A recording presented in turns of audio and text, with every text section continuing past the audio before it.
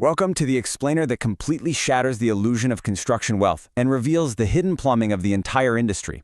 Today, we're diving deep into the numbers, the hidden traps, and the brutal financial realities that dictate who gets to build our cities and who goes bankrupt trying. It's a super common dream, right? I mean, everyone assumes that starting a construction company is pretty straightforward. You buy some trucks, hire a crew, start pouring concrete, and just watch the checks roll in. It feels like a guaranteed fast track to millions. But the actual reality of the math behind this business? Well, it should make you rethink absolutely everything. Take a look at this absolutely staggering number, $29.2 billion. The largest builder in America, a company called Turner Construction, brought in this massive mountain of revenue just last year. To put that into perspective, that is literally more money moving through one single company than the entire yearly economy of some small countries. It sounds incredibly lucrative, doesn't it? But here's where it gets wild. Look at that tiny profit slice. A top-tier commercial contractor might be booking billions of dollars in contracts, sure, but they typically only walk away with a wafer-thin 2 to 5% net margin. Wait, why is that? Well, the gap between that giant revenue number coming in and the tiny sliver staying behind his profit is basically the entire story of this business. The appeal was never actually the percentage. It's the sheer, massive size of the number that percentage is attached to. Section 1. The illusion of construction wealth. High volume, low margin. So as it turns out, not all construction is the same business. Residential builders operate with these fat, gross margins, but after overhead, they usually land a net profit of around 6 to 9%. Commercial builders, they are fighting tooth and nail over margins as thin as 4 to 7% because of the fierce competition. Industrial work runs on razor-thin 2 to 6% margins, though, the pay is at least reliable. But surprisingly, it's the completely unglamorous remodeling sector that quietly posts the best net margins of anyone, ranging from 8 to 18%. Why? Simply because nobody else wants to deal with the sheer unpredictability of tearing into a 40-year-old building. And if you want something even more shocking, look at the split between general contractors and specialty subcontractors. The general contractor, the one with their name literally on the building and the face of the project, absorbs massive risk, coordinates every single trade, and usually only keeps about 5 to 6% net. Meanwhile, the quiet, specialized subcontractor just running the electrical wiring or the plumbing often walks away with a 6 to 9% margin, sometimes more. It's wild. They carry a fraction of the liability and completely skip the scheduling nightmare, yet they often take home a much better margin. Section 2. Hidden traps and silent killers.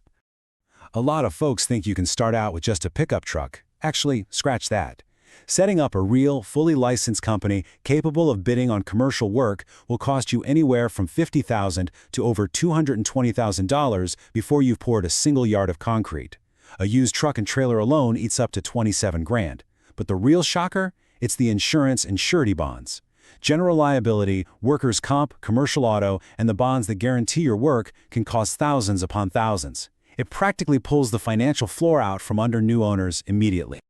Then comes the bidding process. You'd assume the lowest bid always wins, and that's a good thing, right? Well, if you consistently submit the lowest bid, you probably aren't the smartest business in the room. You've likely just fallen victim to the winner's curse. This basically means you won the job because you made a mistake on your estimate or forgot a piece of the scope, essentially guaranteeing yourself a financial loss before the work even begins. And here is exactly how those estimates go so wrong.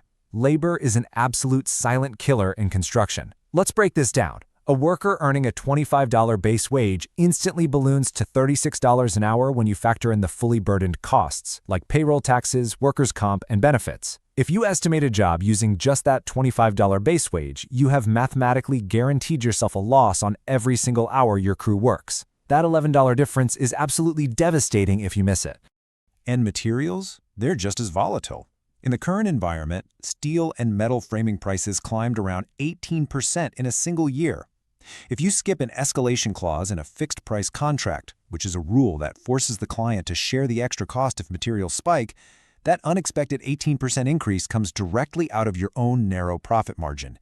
A project you thought was a slam dunk suddenly becomes a massive liability. Section 3. Surviving the cash flow gap. Listen, every business has a cash cycle, but construction forces you into a brutal mismatch. You have to front payroll for your field labor every 2 weeks, straight out of your own pocket. But you are waiting an excruciating 60 to 90 days, and sometimes even longer. for client payments to actually clear through a complex chain of approvals involving project managers, architects, and banks. And layered right on top of that delay is this fun little thing called retainage. Clients legally withhold 5 to 10% of every single invoice to guarantee you'll finish the final small defects at the end of the job. Think about the math here for a second. If your net margin is 6% and the client holds back 10%, they are holding more cash than your entire expected profit until the project completely finishes. You are essentially operating in a structurally negative cash position. So how do you survive this? Successful contractors rely heavily on the strategic difference between overbilling and underbilling. Overbilling means you invoice for more than you've actually completed. On paper, sure, it's a liability, but in reality, it allows you to fund your operations using the client's money. Underbilling is the exact opposite. It's an asset on the books, but it means you are using your own cash to fund the client's building. Chronic underbilling is known in the industry as the quiet killer. It bleeds companies dry, forcing them to close their doors even when they look wildly profitable on paper. Section 4. The Collapse of Carolean.